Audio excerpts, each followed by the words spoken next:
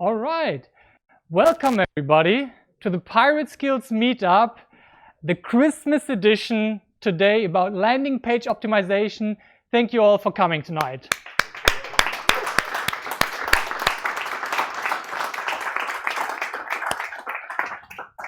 Awesome. So we wanted to make this a bit special tonight. That's why you got some Christmas Santas on your chair. We got some Glühwein in the back. And feel free during the meetup to get up, get some drinks. We are pretty informal here. It's the Pirate Skills, not the corporate skills one. So what are we up to today? We would like to share with you why landing pages matter so much in the realm of conversion rate optimization. I want to introduce you to a case study from a company called Moz and how they upgraded their annual recurring revenue by $1 million through conversion rate optimization. 52% of that upgrade just came down to landing page optimization.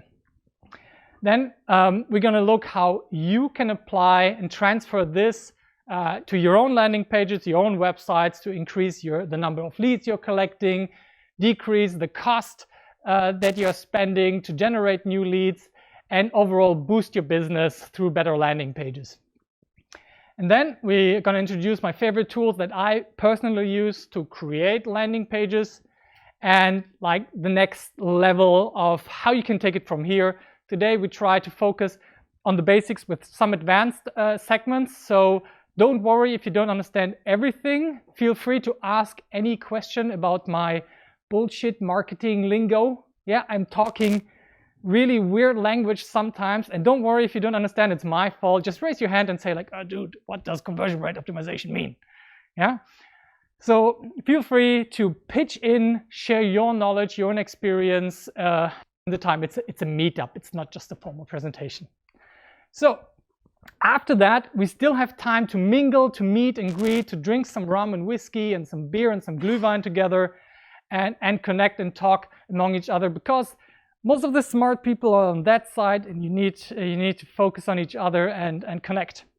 So just who's here for the first time? Give me a raise of hands. So welcome to Startplatz, yeah, and to the Pirate Skills Meetup. Here, I'm Ben. I'm a founder since 2008, and now I've become host of this meetup, and I founded it 3.5 years ago. We didn't have a single month where we didn't do it. We always do it on the first Wednesday of the month, except in January, because I thought you don't like to come here on January 2nd. Yeah, so it's on January 8th. Welcome everybody else who has been here repeated amount of times. I'm really glad to see you back. So what are landing pages? Yeah, this is one of my ugliest and most successful landing pages I've built in my career. This is an idea for an app. Let's make an app that makes meal planning easier. I personally struggle to cook at all. If I think about going to Rewe or Edeka, I'm dying, essentially, because more than 6 yogurt variants just kill me. I don't know. It's like, my wife sent me once to get a mascara at DM. I was like, oh my God, what's gonna happen here? So we had this idea on how to make this process simpler. We built a simple landing page, planthemeal.com, and told people, plan the meal, planning meals just got a hell of a lot easier. Subscribe. If you're interested in that topic, you could scroll down one step. We would explain 3 features which we rotated in a A/B test to see what people liked the most. Gave people another chance to sign up. And as you can see, not even the image up there was owned by us. So it was very simple. So what do you think? How many people converted to double opt-in email subscribers on this landing page? I'm pretty sure you couldn't see that yet. Otherwise it would be really quick. So how many percent? Okay, as an information, it was primarily from Google Ads. Yeah, display Google Ads primarily. What's your guess? 40%? That would be fucking amazing. Yeah. Another guess. 12. Yeah, even that would be great. Yeah, we got a bit more. Let me show you. We mingled and tried a lot of stuff here. And of course, we track the shit out of everybody so we can learn as much as possible whether or not to build this app. So here you can see the blue line is everybody on the website. The orange line are the people who actually converted to double opt-in users. You see that we had about 5,000 users and 1,382 conversions. And we could observe their behavior through tools like Google Analytics. And as you can see, that this is the chart where you can see the conversion rate to a double opt-in, which is a user that gave me their email, went to their mailbox, said, yes, I would like to get your newsletters for the rest of your life, of my life. And they landed on a thank you page. This is where we tracked the double opt-in conversion. Yeah. So 15.3% on average. So the 12% guess was already awesome. But as you can see, there was a progression at the end. We started maybe around 10%, 15%, and this is roughly 25% at the end through consistent A/B testing, conversion optimization on the end of the ads, and general improvement in the algorithm, how the campaign went.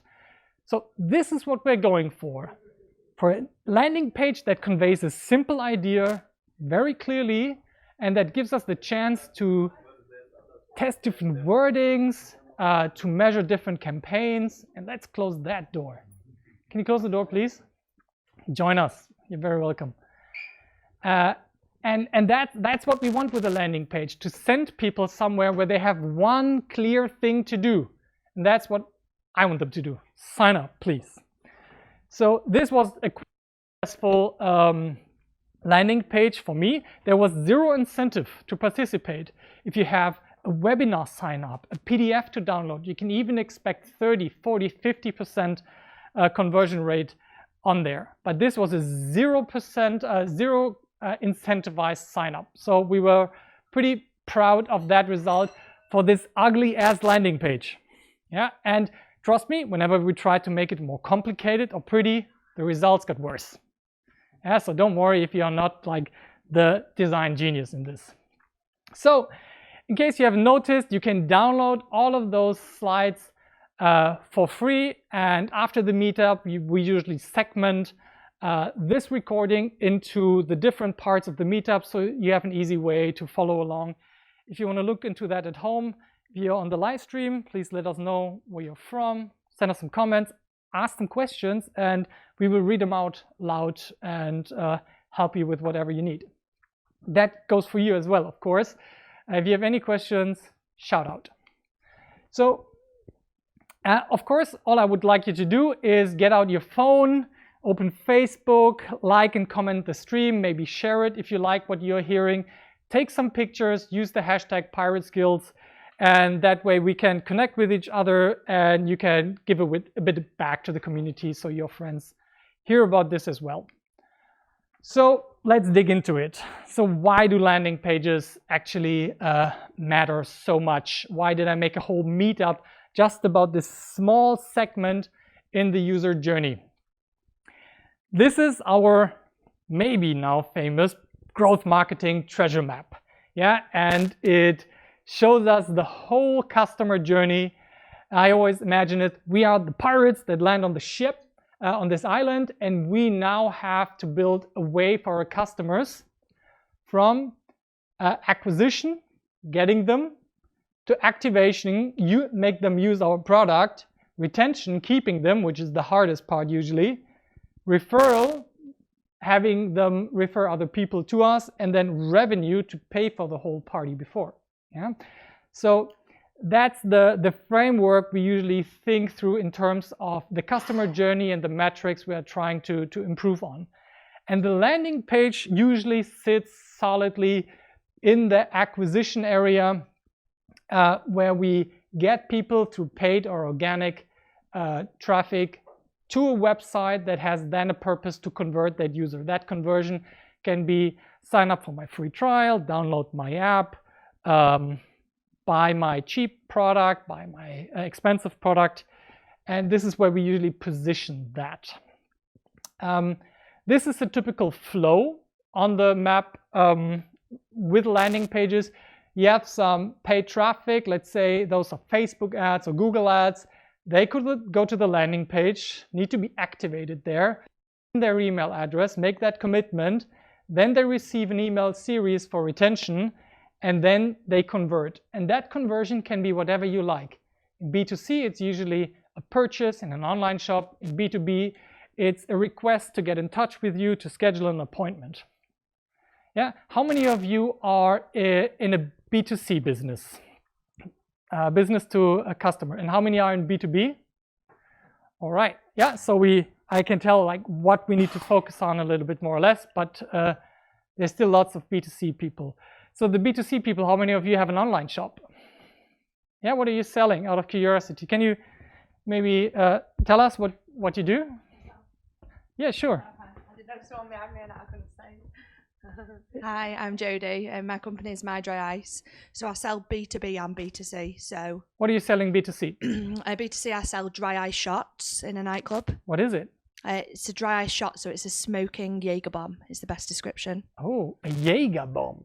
Maybe we should have one of those up there. Yeah, in the bag. they're literally pirate drinks. Very good if you want a smoking treasure chest. Oh my God. That's very popular, yeah. We should talk. Yeah. So how many of those are you selling? You would sell hundreds. It's like a pop-up bar that moves. Ah, okay, I get it. And the B2C part is me later purchasing it for myself. Exactly, yeah. Whereas the B2B is I'm selling directly to the bar itself to make the contact in the first place. Oh, cool. That's a nice idea. So do you have some kind of landing page where you send people to? Yeah, so then I also have the online shop, which is B2B, where you could, if you didn't want my service, you buy the dry ice yourself. Yeah. You buy all the equipment yourself and you do it yourself instead of having my service do it. Okay, and do the B2B people book directly? Do they purchase or do they make a request to get more information from you? It's my telephone number at the moment in time, which is, so I'm asking them to call me. Okay, so it's just a call to action button, or do they need to leave their number as well? They can do either. Perfect. So you also have a contact form. So what do people do more? Contact you directly on the phone or fill out the survey and send? Contact me directly with my number. What's the relationship? 80%, 20% that? I couldn't tell you percentage-wise. I didn't get that, sorry? I couldn't say percentage-wise. Okay, thank you very much. So playing with this example would be nice, in our thoughts. It's a B2C and a B2B example, which we can come back to if we like. But this is generally what's going on. We have some traffic source to a landing page. People need to convert. They usually get some emails, but that could be messenger or app-based as well. So from there, let's try to get back to this slide deck. So how does this fit into the whole Pirate Skills scheme? You notice the color today is purple, and we have every topic tagged with a color. And this is conversion rate optimization. This is actually the last one out of the cycle. We usually start with the growth roadmap where you set a clear goal and learn to go in an experiment-driven way towards your goal. Then to learn about content marketing, storytelling, putting that into a funnel, and a landing page is also a part of that funnel. Then you learn to do some analytics, which you also need to do on a landing page as well, then drive traffic, and then repeat that cycle in the conversion rate optimization mindset of getting every step a little bit better. So that's where we position this. So how do we improve our landing pages? We first of all need to understand the context. So the quality of the conversion rate on your landing page is heavily influenced by this factor, traffic. Where do people come from? No other factor on the landing page has such a big impact on as that factor, the traffic.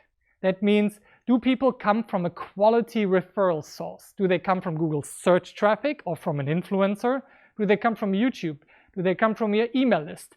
That will greatly impact the conversion rate of your landing page, and you have to make sure that you understand that it differs greatly when you make tweaks on your campaign, and that you don't confuse your improvements or stuff getting worse on your landing page with simple changes with the traffic. Then, of course, we have the original landing page, and then the messages in the whole conversion funnel. that happen after people landed on the landing pages, and then the sales process, which can be B2C, an online shop, or B2B, a request, a consultation, something like that, a webinar. Yeah, that is completely dependent on what you like. And those factors all affect your conversions overall, and the landing page sits right in between the traffic and the messages you're sending out. So to me, the landing page are pretty much the doors to your product. Yeah, they introduce your customer to more information. They might have seen a small ad or a video that introduced whatever you're doing in your product, but the landing page now has the job to convert those people into interested leads.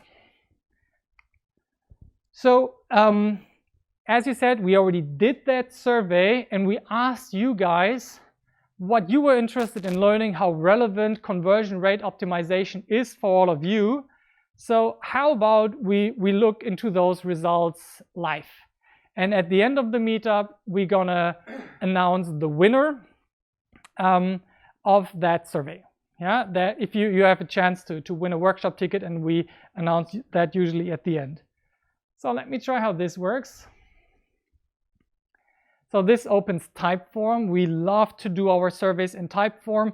It's the first tool that actually got me excited on how a survey could look. Yeah, it's much less boring than what you usually expect. So here we see the results. We had 48 people visiting, 25 responded with a completion rate of about 70%. That's pretty decent. So let's see, we ask you, how important is conversion rate optimization for your business in the upcoming month on a 5-star scale? Most of you think it's very important. That's good to hear. I guess that's a little bit biased because you guys are here. Yeah. And which method have you been using? So which Chrome conversion rate optimization methods have you used in the past?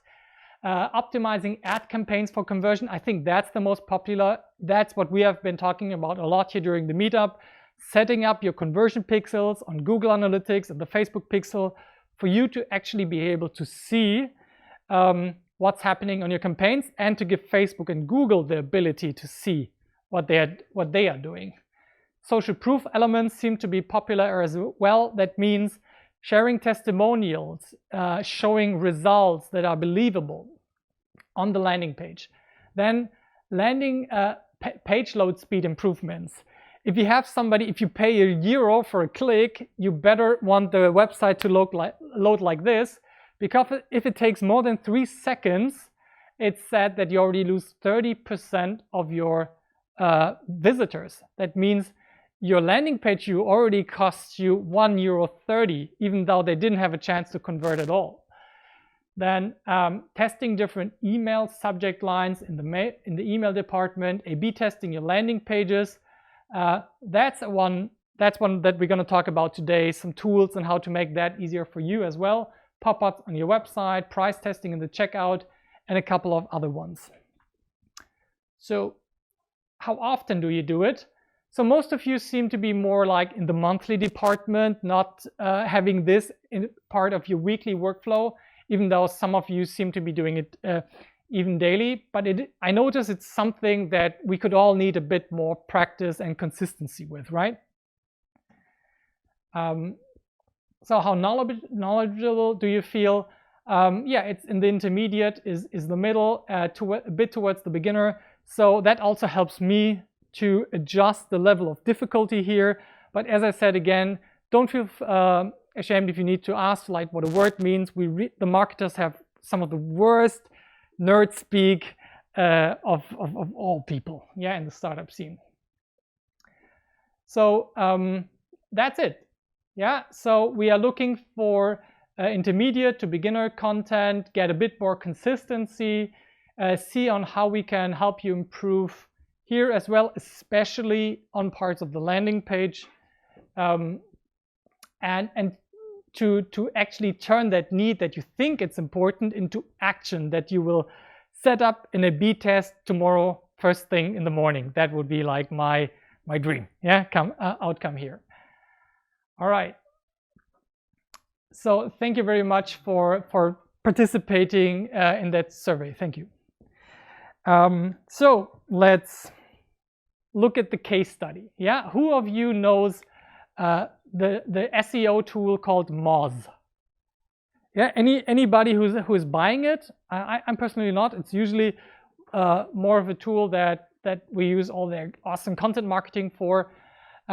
But Moz has an extremely detailed case study of how they worked on their landing pages to increase their annual recurring revenue.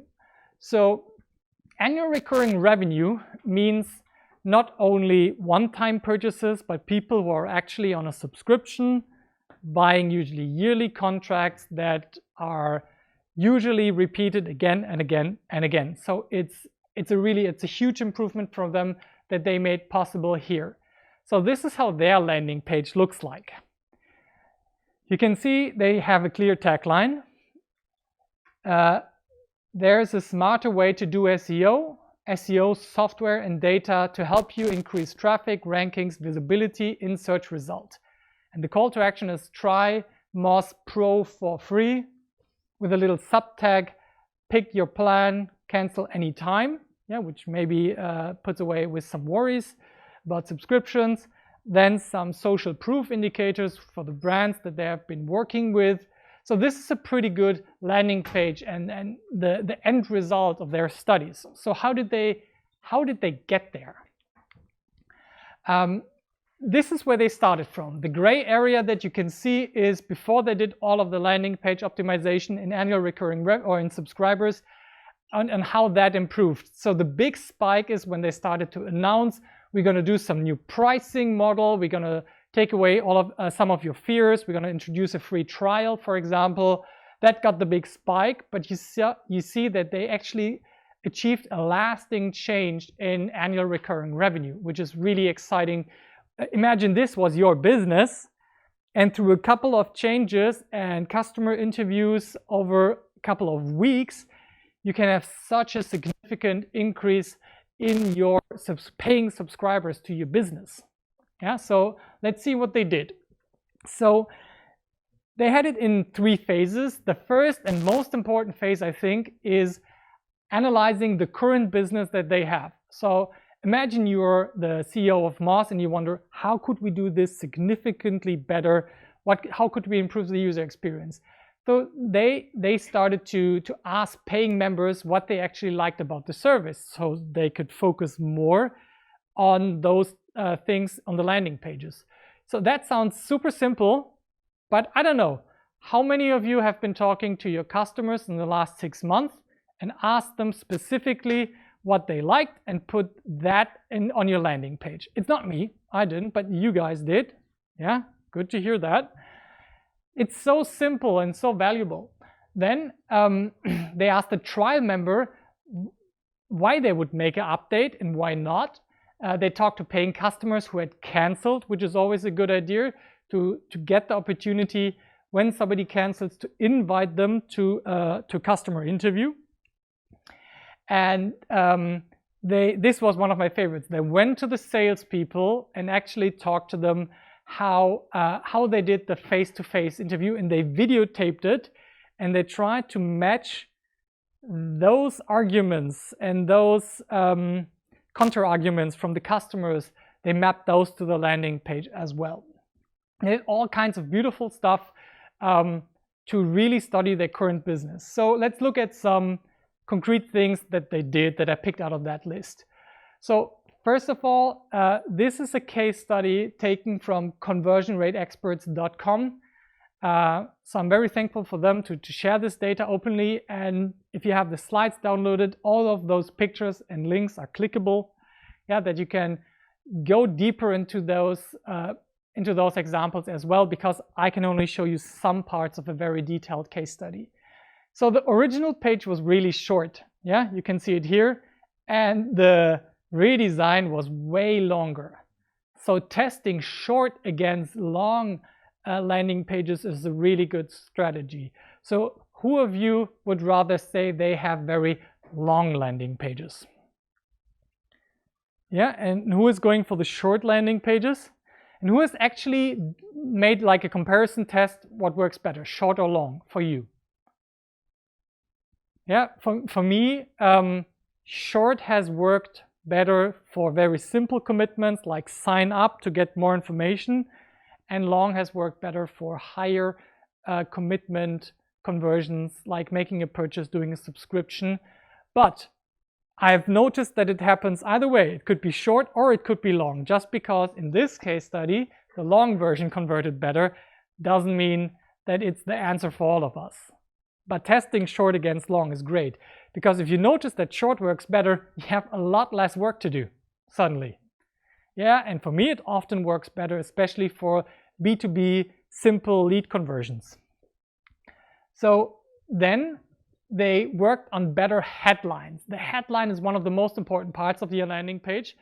And they went from a very descriptive one, improve your traffic and rankings with SEO Moz Pro membership, to a more story-driven way.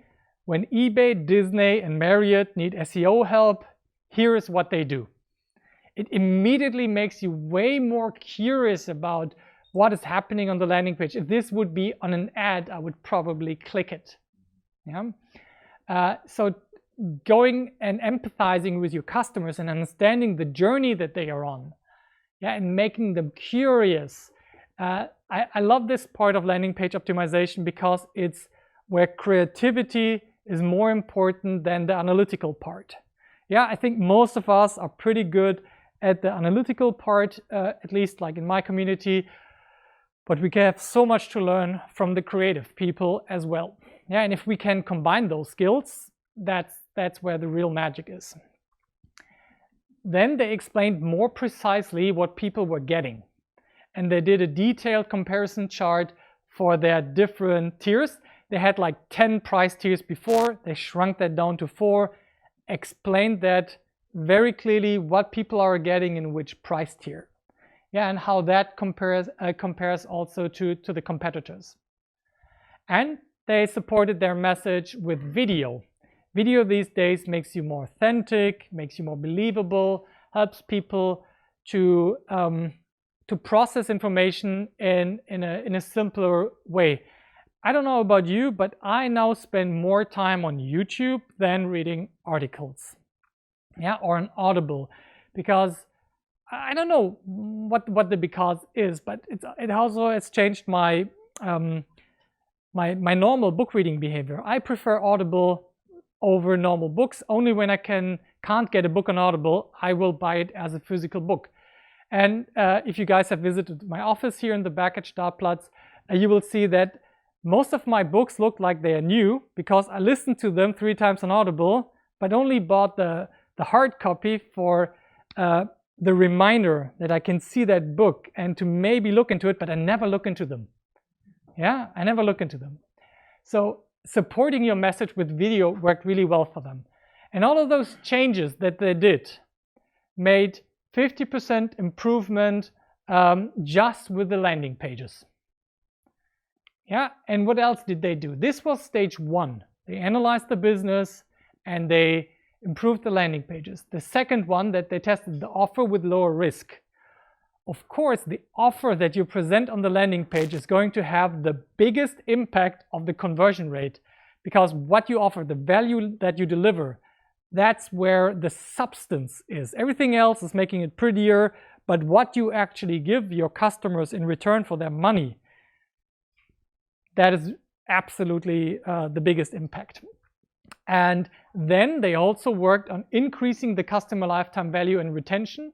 You can imagine in a subscription business, you can increase the annual recurring revenue immensely. Let's say you have a normal 12-month subscription, yeah, with your Moz software, and you can increase that to 15 months. You suddenly increased your annual recurring revenue by 25% by making people stick along for 3 months longer than before. And what I like as a consumer about subscription services, because they usually hate it, is it's the only business model that actually incentivizes you to build a good product. Imagine you pay up front, you got the money, Yeah, you got the 10K for the B2B tool. But what's the incentive of the product developer to do anything for you after that?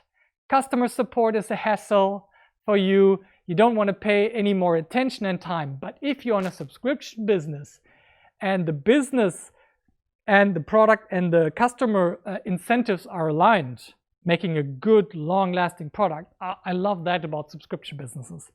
By the way, who of you is in a subscription-based business model? Anybody here? We have very few here in Cologne. That's why I'm asking.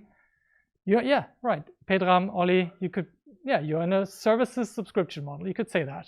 A monthly fee for awesome idea validation. And Pedram, what would you say? What's your thing? LinkedIn magic? Yeah. He's a good mixture out of a very creative guy who does data-driven marketing really well. So that's that. Yeah, that's that case study I wanted to link to and to share with you, because we have to go into much more stuff that applies to you specifically. So to me, what I took away from that case study the most was that landing page optimization requires a lot of empathy towards your customer. It's not something that just happens. Yeah, it's about a need that you understand better than the competition, that you can put into words and pictures and call to actions and offers that your customers want more than that of the competition, or in addition to that of the competition. So how does that actually convert to you guys? How can you improve your own landing pages to 52% more conversions, whatever that is?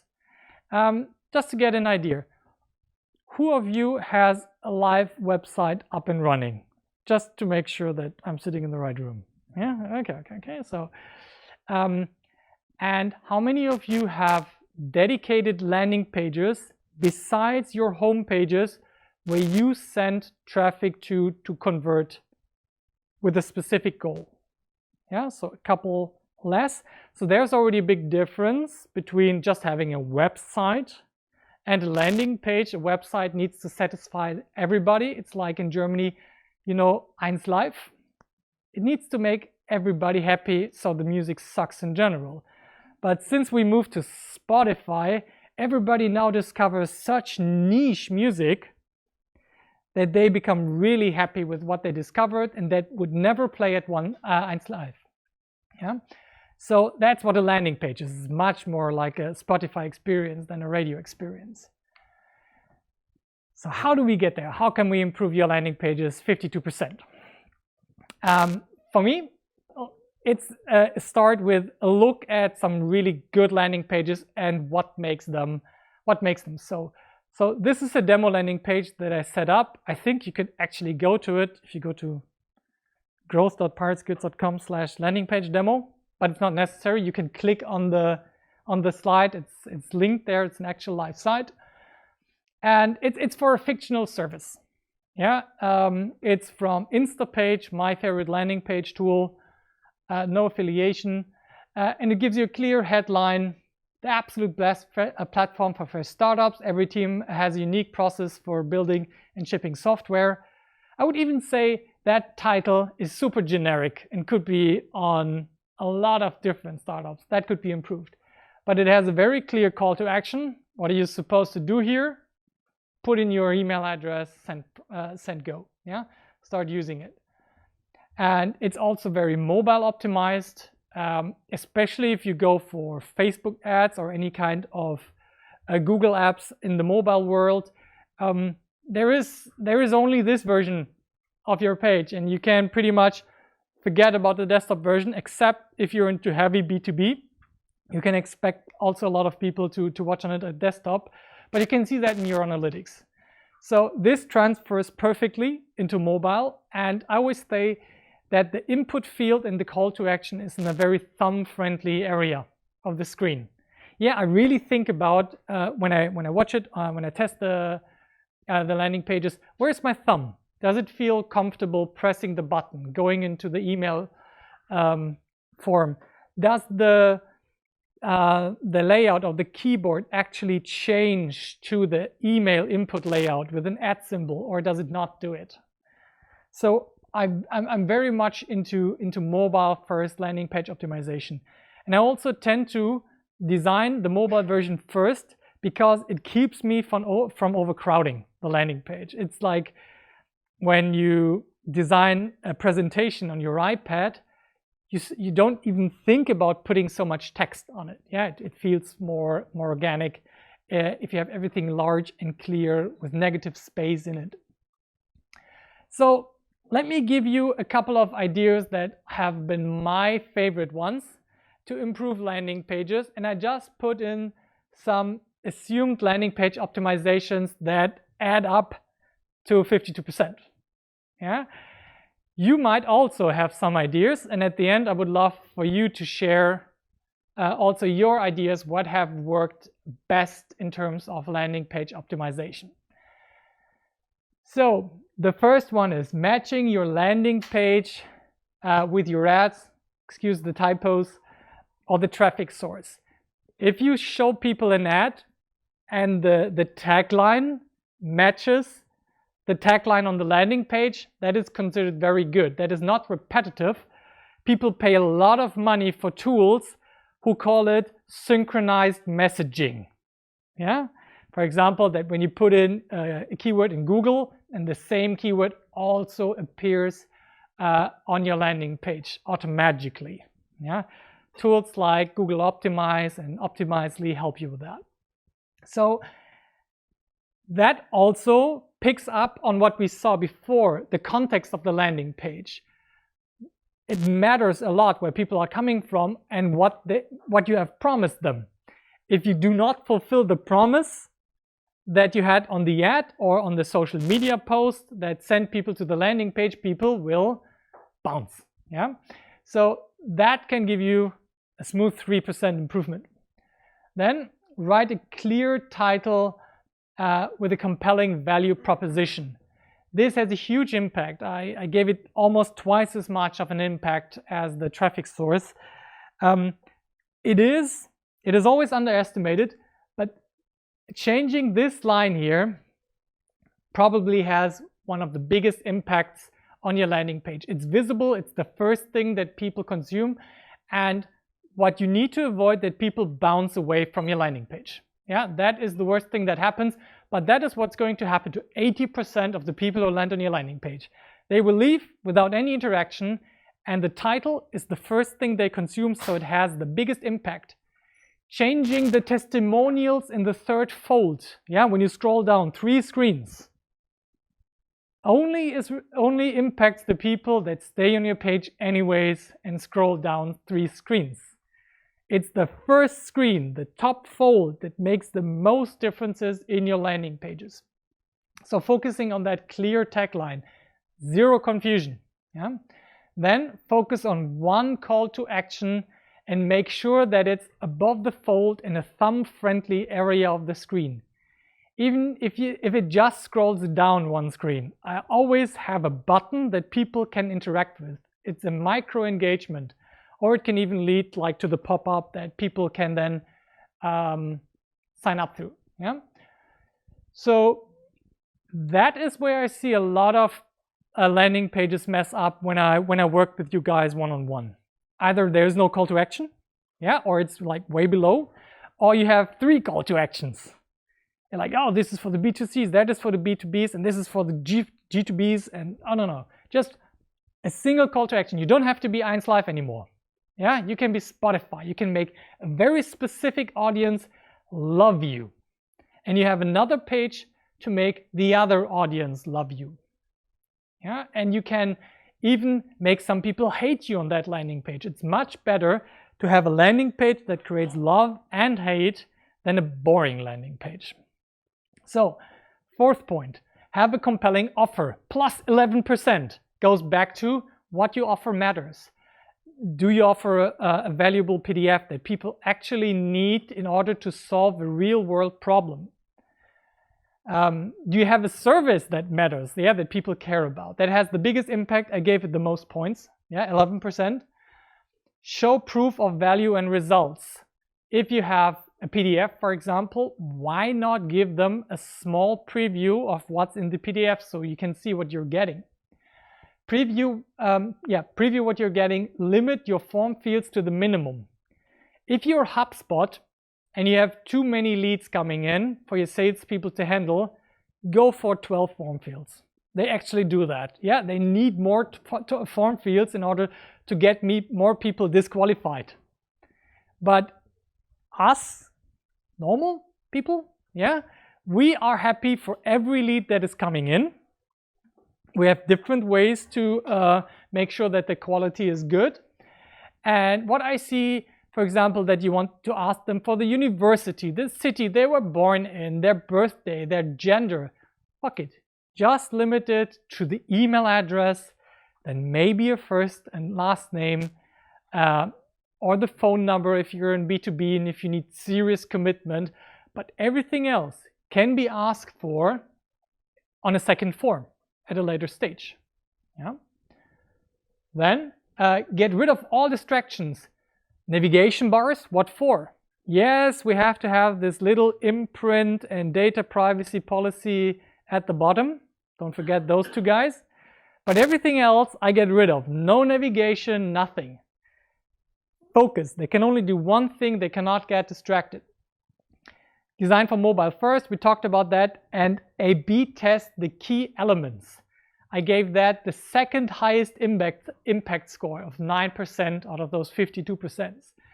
A/B testing means that, for example, you show half of the audience the one tagline that we saw at Moz, and the other half sees the Disney one.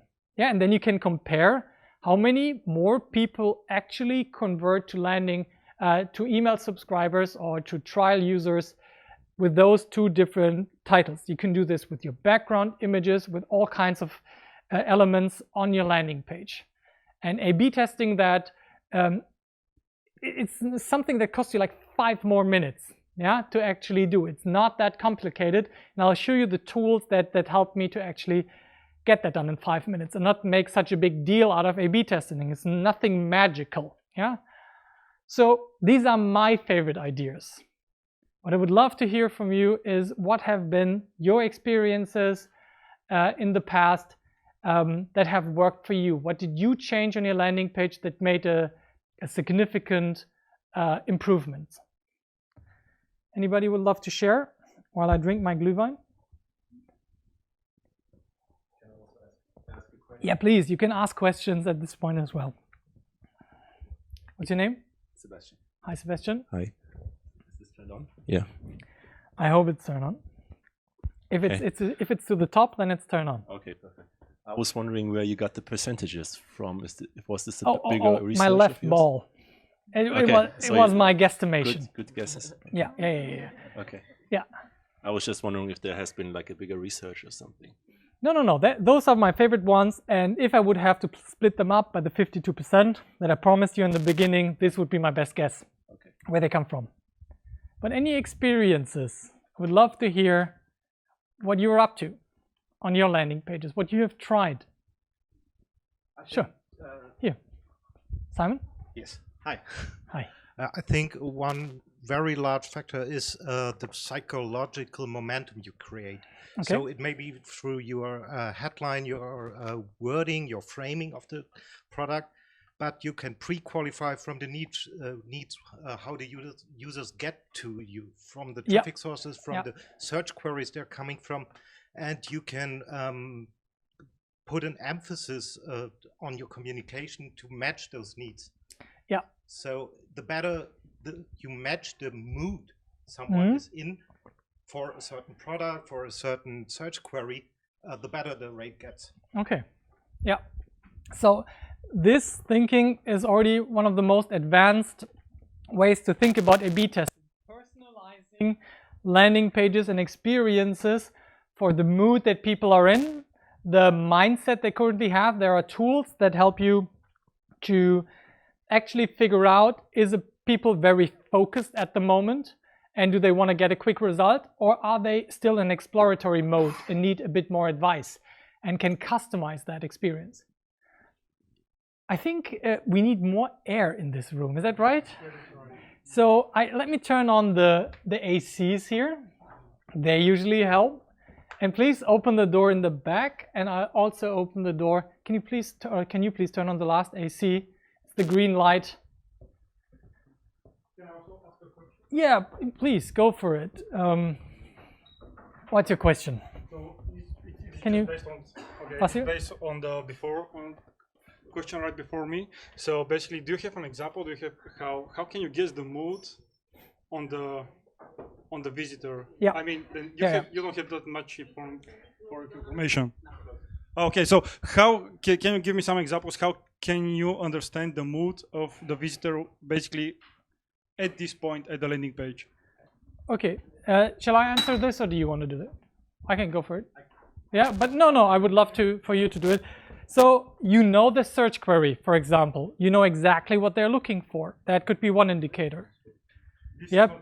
Yeah, this is not enough yet. So it just depends on the keywords the people are coming from. If there's an urgent need, he needs assistance with the problem, you can focus on assistance motives, and have a different theme of your overall communication.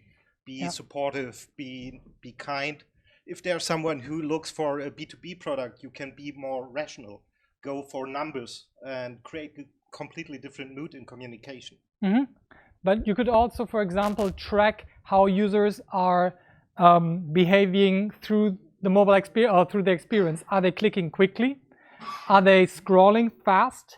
Do they have a clear direction they're going? And there are online tools that help you to evaluate and put them into buckets. Yeah, we're going to talk about that a little bit later more. Yeah, Mick? Do you have another ideas or suggestions? Yeah, just a question. For instance, before you even start reading the text, I mean, you instantly see a picture, like elements. Yeah. And what part do these play? For instance, some people have a big call to action button, or for instance, maybe there's important to have a consistency between the sizes of the text, or. You mean like how much is the impact of the layout of the first fold? Right. For instance, like shapes, if if you have a really rectangular shape, or if you have more softer shapes, So I try to avoid those. If you go for an orange button, you will be a billionaire. Themes, yeah, but I understand. I think the layout that is consistent with your brand, that is very clear and focused, will improve it. And it doesn't matter if it's like the rounded shape or the more angled buttons. In general, I like to look at really good competitors and how they are doing it. So Amazon for any shopping experience, Zalando, like maybe if you're looking for a German one, then landing page building tools like Instapages and their own landing pages and how they are doing it, because you can be sure they tested the shit out of that.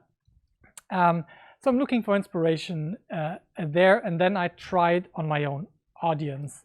Yeah, but I hope that answers a bit of your question. Yeah, is it directly about that? Otherwise, we have you and you. Okay, just a minute. Did you have a question, Ben? Hey, Ben. Good, cool name.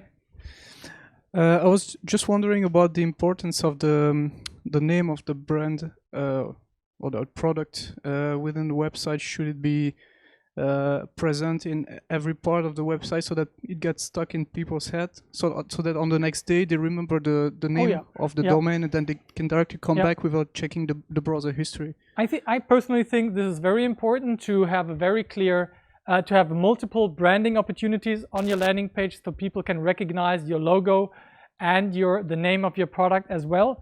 And of course, the name should match and be attractive to your audience. Yeah. I just recently had a name for one where I was like, I can't even say it here, yeah. And I'm usually pretty blunt in front of the camera, and it just did not fit my expectation at all. So, but repeating yourself many times throughout the landing page, repeating your logo and your name makes total sense to me. Yeah. You have a question? No, I'm actually a suggestion. Yeah, please. Oh, I'm looking for those. I'm Arun. I Hi, work at Made to Grow, and these are my colleagues. Where are you working? Made to Grow. I don't understand. Digital Ah, agency. cool. Okay. Okay. So we had this client about Made a client. to grow. Yeah. Now I get it. I'm sorry. Yeah. Now I connected Sebastian. Made to grow. Yeah, Sebastian was the speaker for our topic on marketing automation with a focus on HubSpot. Yeah. Yeah. Now go for it. So we had this client who had low conversions on this landing page, Mhm. and so we thought to use a tool called Hotjar. Yeah. So Hotjar actually analyzes through a couple of tools such as heat maps and recordings. So you can actually have live recordings of whichever users came to your site, and it can actually track which user comes to your page and where he actually goes. Perfect. And also the heat maps actually shows you about the clicks where it's focused on. For in our case, like the clicks are focused on something that is not supposed to be clicked. Yep. And we were wondering why is that happening. And so we kind of changed the layout, which kind of improved a bit. I wouldn't say huge, but a slight improvement was there. Cool. 52%. Not 52%. Yeah, of course. Yeah. It was an arbitrary number. Thank you very much. So Hotjar is the tool that we also going to show you when we go to the tools section. Yeah. Oh yeah, there was another question or a contribution. You go. Hi. So it's kind of about my personal website, but when I originally created it, I thought I was creating a landing page.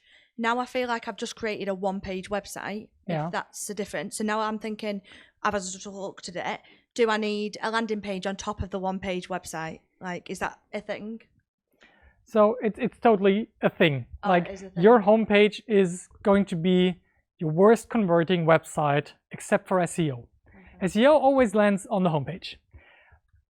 But all of your other landing pages only have the job of converting better than your homepage, because you can make it more specific to the needs of the customer based on their search queries from Google, from their interests on Facebook, and wherever they are coming from. So 100% you need more entry points to your website. Okay, yeah. So it's kind of like an add-on to get to your website. Yes. Because I originally thought I'd created just a landing page, which is what I wanted. But now, from what you've said, I think I've got a one-page website. Especially for your different audiences. Oh, okay, yeah. A pure B2B, a pure B2C, different angles for your B2B customers especially, and different angles or product focuses for your B2C customers could be different landing pages you could have. Does it make sense? Yeah, thanks. Has anybody counted how much I've said so? Out of curiosity, who has seen that video? Ali has been the genius behind the So video. Best subtitle I've read so far. He collected all of my so's from one meetup, and it's like 27 seconds long. That was genius. So if this is not enough, not genius by me, it was genius by him. Yeah. If that was not enough yet, here is a checklist with many more ideas other than or in addition to the ones I've already mentioned. An infographic that is free to download without any opt-in shenanigans. Yeah. Also looking at the content marketing from good landing page or marketing automation tools are usually good ideas to go for ideas for improving your landing page. For example, for years I followed HubSpot because of their amazing content marketing. I just wanted to see what they are doing, how good that is. I'm on their newsletter, and now I'm a customer as well. Yeah, and or I brought some other customers to HubSpot, and they have a huge incentive to put out good content marketing that actually helps you to create better landing pages, because then you're more successful with the product. And if you still need help, go to Made to Grow. Was that right? Just $50. No, just kidding. So how do you get to your goal? Yeah, we now had a lot of ideas. That's great. Thank you for ideas. Now we need time to implement it. But the question is, I only have 4 hours a week to do a little bit of changes on my landing page because my job is busy. So I need to prioritize. Yeah, I usually love to collect all of my ideas, then prioritize them by my left ball, yeah, or my experience, like I did in the example with my ideas. Yeah, I give them just figurative numbers in my mind. It's like when I'm playing chess and I'm considering which move to do. I can only do one move, which is the most likely one. In chess, we would never even come up with the idea of playing our second strongest move that we believe is the same. We wouldn't do that. In real life, we do it all the time. We procrastinate. We love doing other stuff than what we think is the most important one. I try to just somehow keep myself from doing that. This is why I use a method, an ICE score. It's based on the Sean Ellis book, Hacking Growth, if you want to look into that. And then I force myself to commit to 2 tests every week. The more you can do, the better. Yeah, if you have the traffic for it, let me say that. If you have the traffic to it, but to have a consistent test running on your landing page. It's just a waste of learning opportunities if you pay expensive money or social traffic and attention to landing pages where you have 0 tests running. It's better to have a landing page at all, but it's the second best thing to having one with a landing page, with an A/B test on it. Then I once a week look at the results with my team and we decide, oh, what did we make better and what did we make worse? And I guarantee you, lots of time, usually more than 50%, we did not make it better. Yeah, we thought, oh, that redesign is going to do it. Minus 27% leads.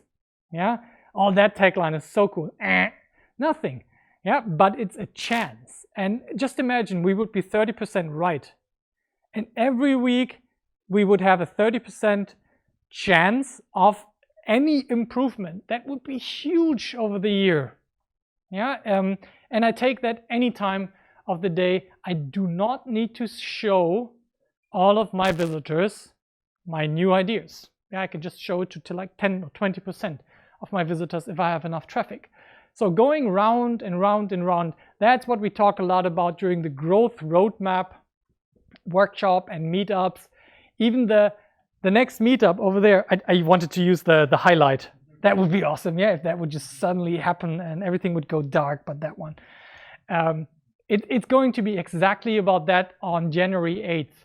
Ideas that we turn into experiments that are only there to produce results and to hammer this mindset and the methodology into our brains, because that's what has worked in science, and this is where the progress, the actual progress is being done, and not this wishy-washy, yeah, I believe that's that. Of course, I have to listen to my intuition, aka left ball, yeah, but then I need to check with data. And my intuition will improve over time. The more experience I have, the better I will get over time. And this is what you pay expensive experts for. They only have a better trained intuition than you yet. They have seen the patterns before. They can help you to make more steps faster than you could alone. And then you develop your own experience, your own expertise, your own intuition, like any chess player. Yeah. Okay, so let me magically go for this here. Okay. My takeaway from this is just to focus on the few ideas where you think it has the highest impact. You don't have to do everything. Just choose 2 ideas that you believe have the highest impact, and you will train your intuition to become better over time. You will be more right more frequently. You will become the major expert for your audience and your product. No external expert can then compete with you, because there's nobody who understands your specific audience better than you. They can help you with the methodology, but you train your brain. Yeah, just choose 2, focus on those, nothing else to do tomorrow morning, okay? Who's in? Weak response. All right, so let's just look at some tools. Again, here it's a great opportunity to participate. to also suggest the tools like you did, like Hotjar and whatever else you have been actually working with, and that has helped you. It doesn't need to be perfect, just something from experience. So the tools for landing page building and optimization that I love, I clustered into 3 segments, like the free stuff, yeah, the very dedicated paid stuff for landing page building, and some additional tools. So who of you has no idea how to code their own HTML and CSS? Yeah, I guess most of you, yeah. So you know how to code that. Don't tell me anything else. Just go for Squarespace and Wix. They have amazing landing page templates that help you create a website. It can be even on a different domain or on a subdomain of your current one. Do not get discouraged because you cannot afford the tool or the tool is too complex. Wix and Squarespace simply have solved this usability issue. I personally think they are too slow for me and too boxed in. But if I were in a position that I don't want to spend $100 for a landing page tool, I understand that. But there is no excuse to do it at all thanks to tools like Squarespace and Wix. And then the next level is whatever landing page tool you are using at the moment, like WordPress, plus something like Google Optimize. Yeah, Google Optimize is a free tool that is based on Google Analytics that gives you a visual, I'm going to show it to you in a second, a visual way to change your website and do A/B tests. This could be anything. This could be your Shopify store. It could be a WordPress website. What are you guys using for your website? Just shout it into the room. WordPress? Anything else than fucking WordPress? Drupal? Yeah. What? Craft, Shopify, all cool. Bootstrap, yeah. Self-coded that combined with Google Optimize, voila, landing page tool with A/B testing capabilities. Yeah. Or you use HubSpot for your landing pages. There you have built-in A/B testing, and it actually gets in the way of Google Optimize. Yeah. So you want to focus on whatever comes with the tool set you're using. And then the next level are the dedicated landing page tools. My favorite one here at the beginning, Instapage, and I also like Unbounce and Lead Pages. I personally, I am hooked on Instapage. It's the only tool that lets me go as deep as I want with fanciness. But if I sit in a room with 6 60-year-old CEOs, half an hour later, they have a high converting landing page that looks awesome. And I don't know how they're doing this, yeah. And I'm a bit sad that they go more and more towards enterprise and not startups. But it's still, I have not found a better tool. This is why I'm asking you now. What are you using to build your landing pages? Have you tried any other dedicated tools? You guys use HubSpot. How happy are you with the landing page builder of that, or anything else is good as well? Sebastian?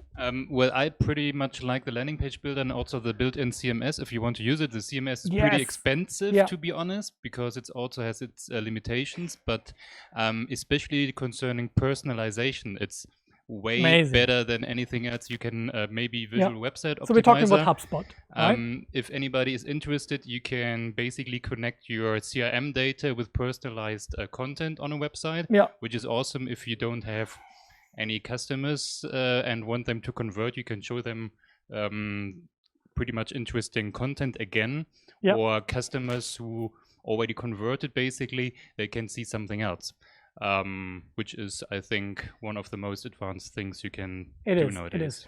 So all your CRM data, whatever they did, whatever they downloaded, is already available at the time when they open the landing page. Yeah, it's amazing. Yeah. Any other tools you have been practicing with?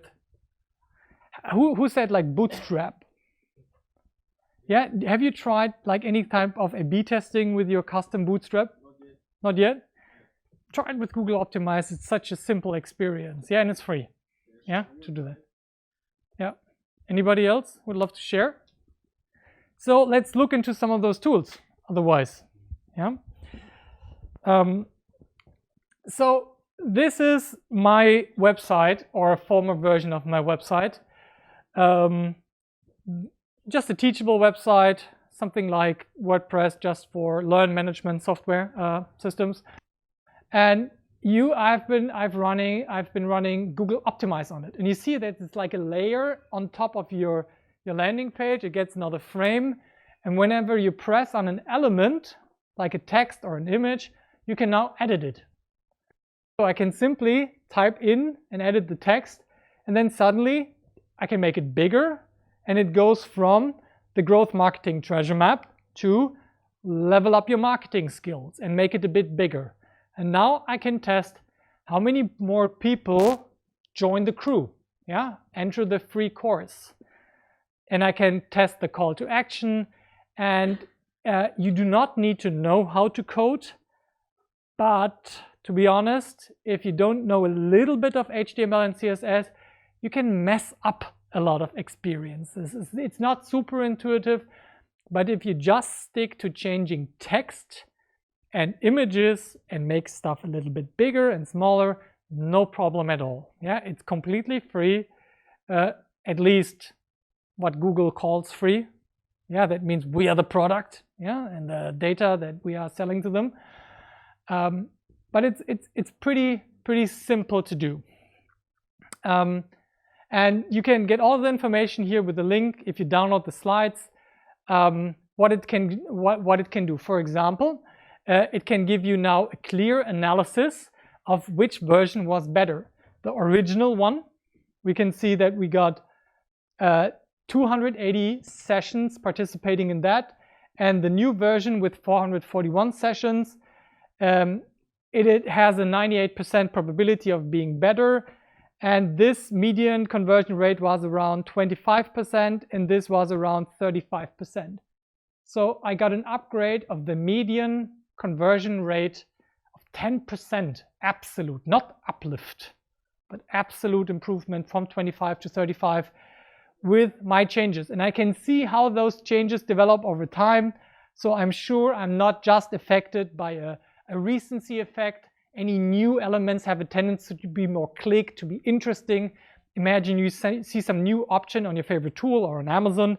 You tend to click it more often, but over time you should see consistent better results, which is the green line, compared to the dotted line, which is the original one.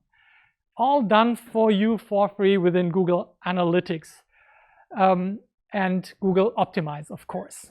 It's the same data set. It's just a visual layer on top of Google Analytics.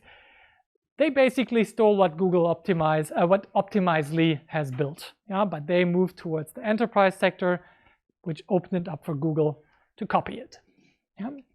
And to offer it for all of us, which I'm pretty grateful for. Has anybody of you tried Google Optimize yet? So a couple of you. How was your experience with Google Optimize? Did it work? Was it a mess? It's already on.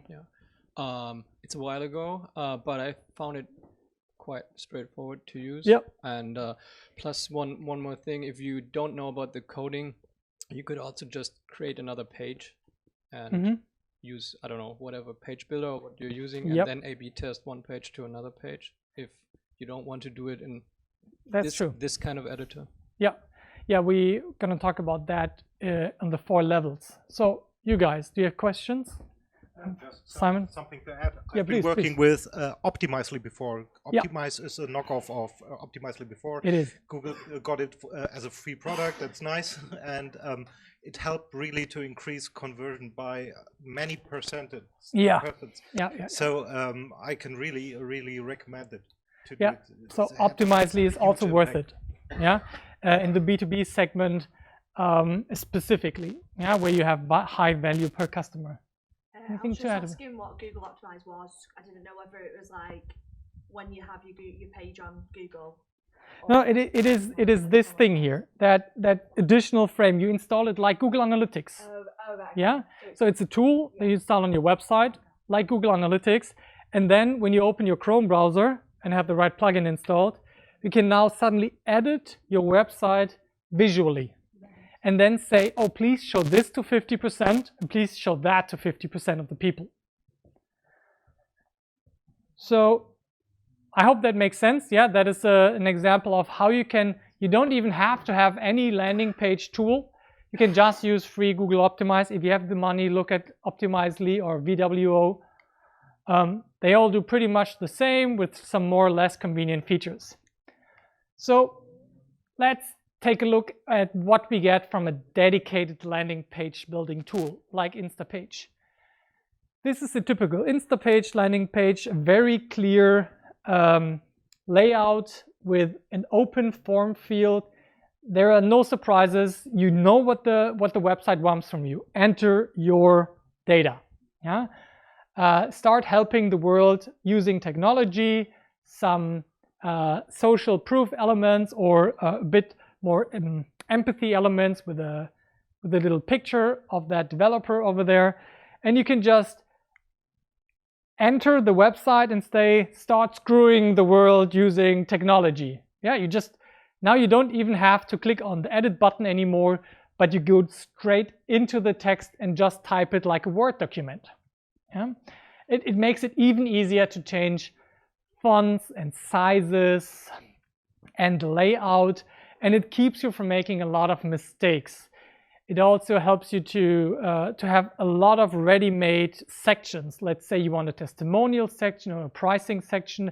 You don't have to code it. You can just pick it out of the templates from Instapage, and Instapage will also make sure that it's mobile optimized and everything. That's the benefit that you get.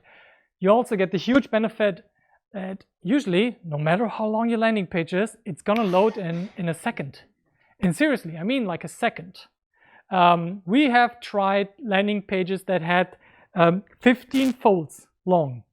Yeah, at Gedankentanken, for example, where we also use Instapage. An event description. I was looking at it and I was like, oh my God, what would my Page Insights tool say? Nope, it just loads like this. Instapage is famous, especially for the integration with Google Ads. And now they are integrating more and more and more with Facebook as well, which actually gives you the ability to completely match the ad experience to the landing page. So that is why I'm using Instapage, and it's also giving me very clear analytics tools. Yeah, like this, I have an A/B test running, and you can see here, oh yeah, we have a lot of conversions here, and we see an uplift of 10% from 21.88 to 24%. But I can be very confident that this is a reliable improvement with all of those conversion and visitors on top. I can set up more than 2 splits. Any landing page tool and A/B test tool can do that. You can test ABC versions. I didn't want to go into measuring statistical significance here. That might be something we can get into in a more analytics-driven meetup. But you can get your conversion numbers and the visitors that have participated in the experiments easily and put it into your statistics tool and see, is the change statistically significant to your requirements? I usually go for 5% failure rate. Yeah, so 95% confidence I need. That's good enough for me. I usually don't have websites where I can afford just to only get a 1% failure rate. So that's Instapage. And then, as you mentioned, Hotjar. And the most amazing feature, that screen recording feature. You can see the mouse movement, and it's not an actual screen recording. It's a simulation of the session with the mouse. And you can see the most important thing at the moment, the interaction with the cookie banner of death. Yeah, we have to be a bit careful because this suggests that you have been running Hotjar before they actually consented already. But let's assume that's cool. In your case, you can see how they interact with that fucking cookie banner. And I promise you, it will be revealing. People try to keep a half-screen cookie banner on all the time because they are afraid to press the X. It's super weird. Yeah, and it's something that we, especially here in Germany and the EU, have to be conscious about and learn and see where people are clicking, how far they are scrolling down, how they are engaging through multiple screens in your app. Even if you have a single page application, it easily gets that, while all other A/B testing tools have problems recording single page applications or measuring conversions easily there without any custom code. So Hotjar is really a jewel. All right, thank you for that recommendation as well. Do you guys have any other recommendations on that end? I think from Cologne we have a tool. What is it called from David? That's a really bad miss. Sorry, mate. David Odenthal. It's his tool. Yes, exactly that one. Yeah.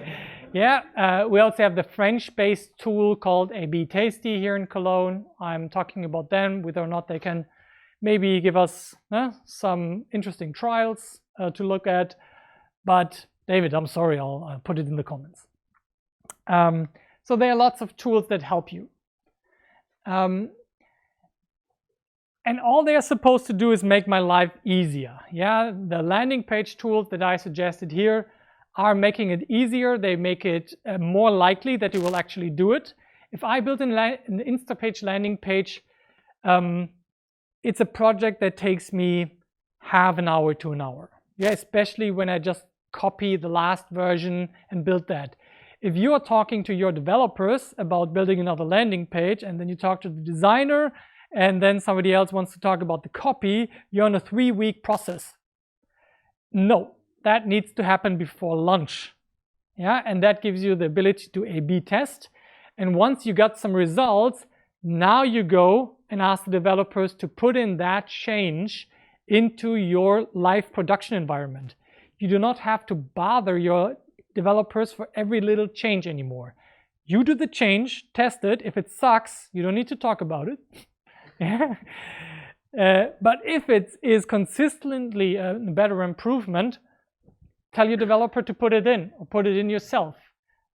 But do it faster. It's about tempo. Yeah, those tools make it easier and faster and makes the probability way higher that by tomorrow before lunch you have all set up an A/B test, which is my deepest hope. Okay, last point before we have some rum is the 4 levels of A/B testing. I always at the end love to give you an idea how far can we go with this.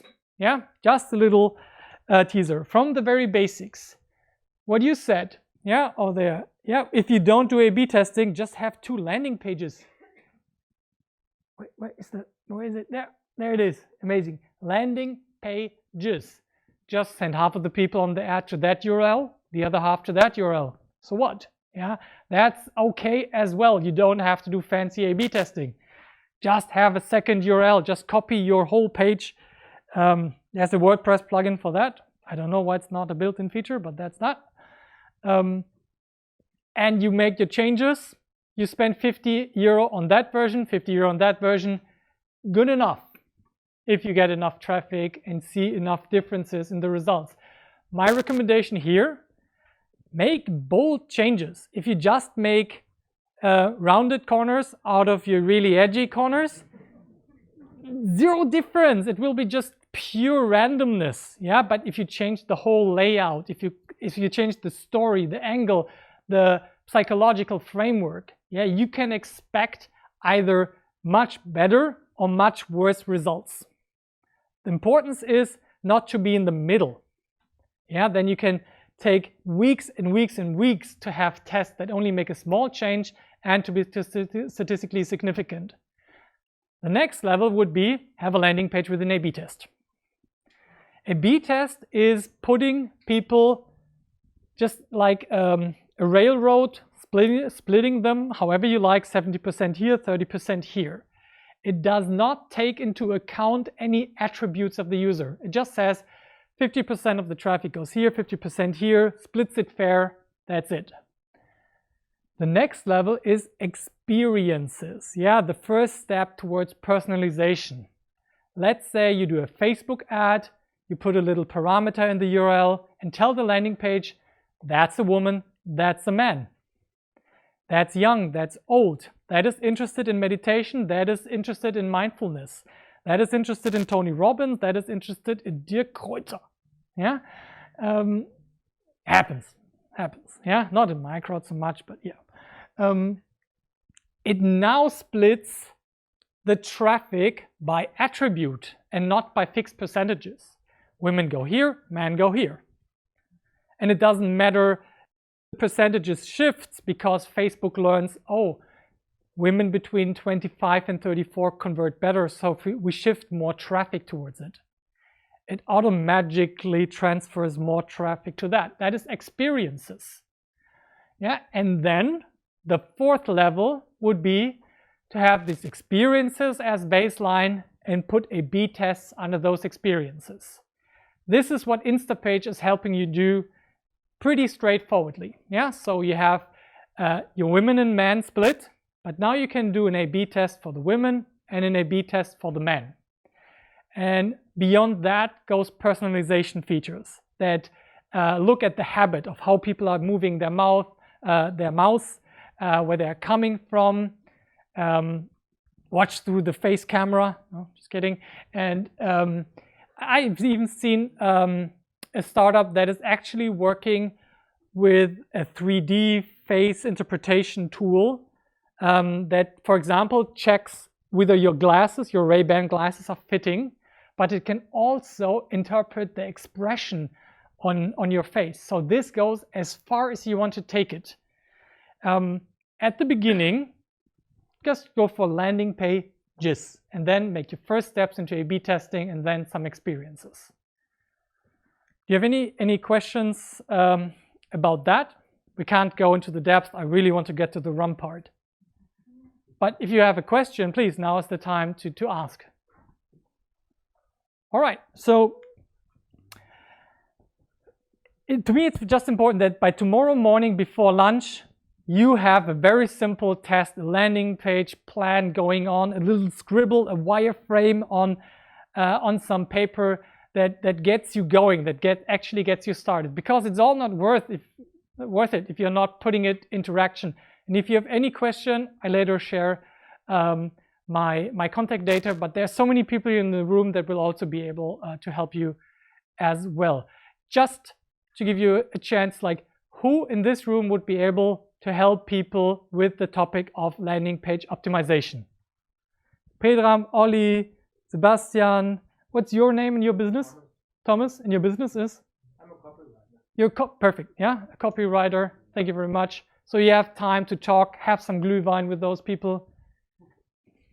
Cheers. So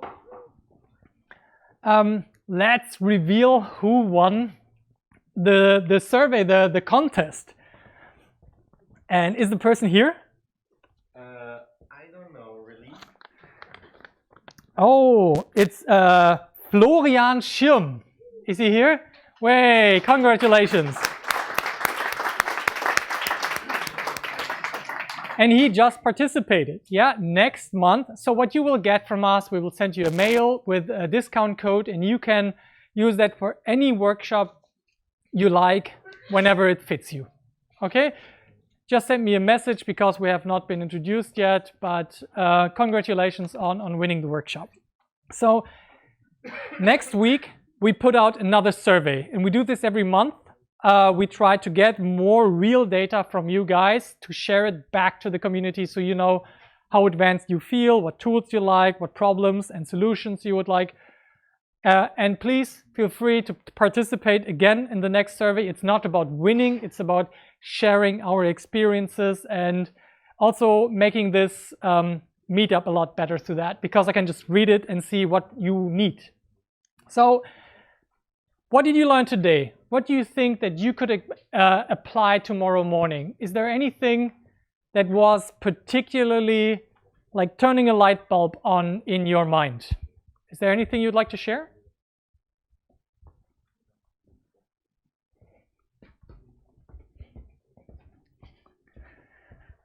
The beer man.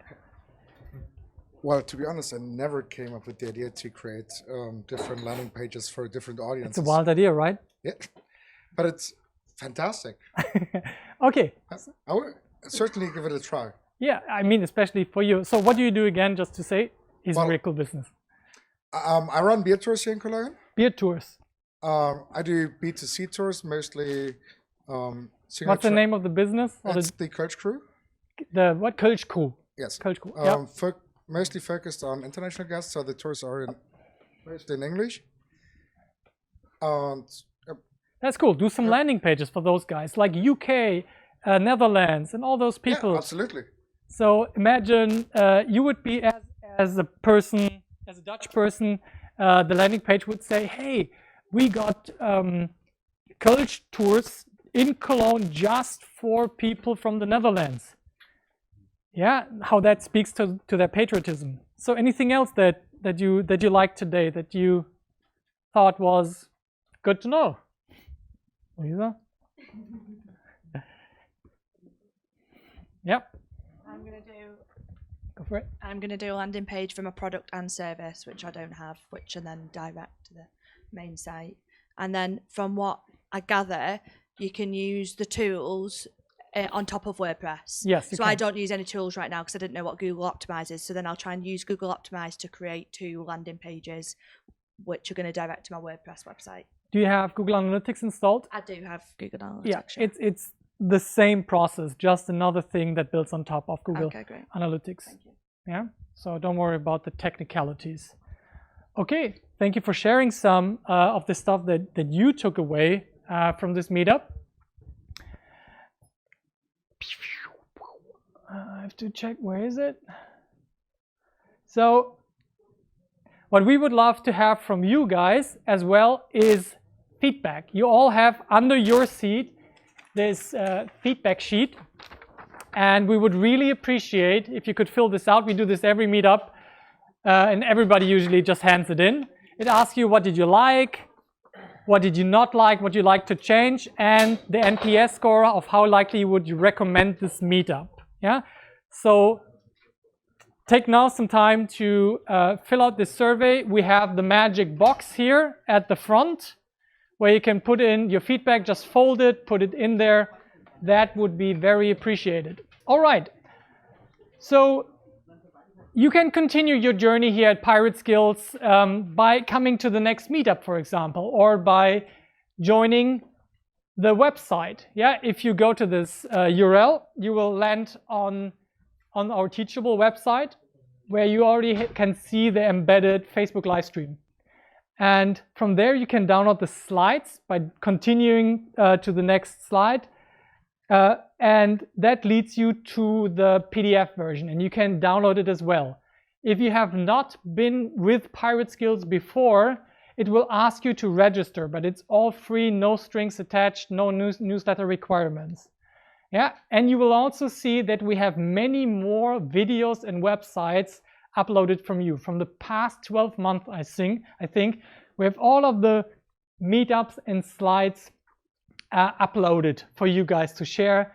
We would love to hear your feedback to that, or if you have any more questions about it. Yeah, so I'm looking forward to see you guys on the platform where you can ask more questions. Yeah, we also have an upcoming workshop. It just happens to be in 2 weeks. It's usually in another rhythm. But in 2 weeks, we do the deep dive conversion rate optimization workshop. And you can also just join us in our Facebook group where you can ask your questions and your cases. And it all is part of the whole journey, the whole skill set that you can build up here just by going to the meetup, sharing with the community. And if you have somebody who could contribute here, or if you want to have your case study picked apart at the meetup, would love to hear from you. So these are all the upcoming workshops. We always have like a full-fledged growth marketing education program now. If you have any questions about that, talk to me or to Matthias. Matti, can you raise your hand? Yeah. Later at the evening. And you can see that every quarter you can take all of the workshops. You can jump in any time, yeah, and learn the fundamental skills that you need to become your own growth marketer, so you're not dependent too much on an agency, or you can help the agency perform even better than before. And this, of course, is the upcoming meetup on January 8th, where I see you hopefully gladly come into the new year with an awesome Christmas at the end. And this is where we'll talk about on how we come up with new marketing idea, what sources we use to generate good ideas, how we prioritize them, turn them into experiments that actually drive real results. Yeah, and that gets you into the weekly habit of actually improving your business consistently, scientifically, and not just by the seat of the pants.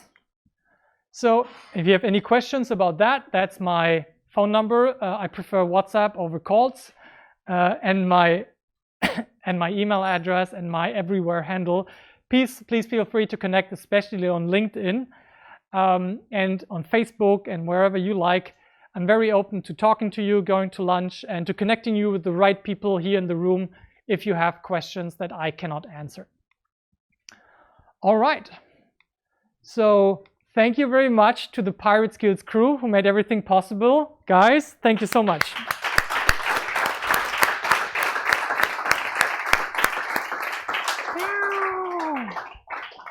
Yeah, enjoy the drinks. Let's have some meet and greet. Bye-bye.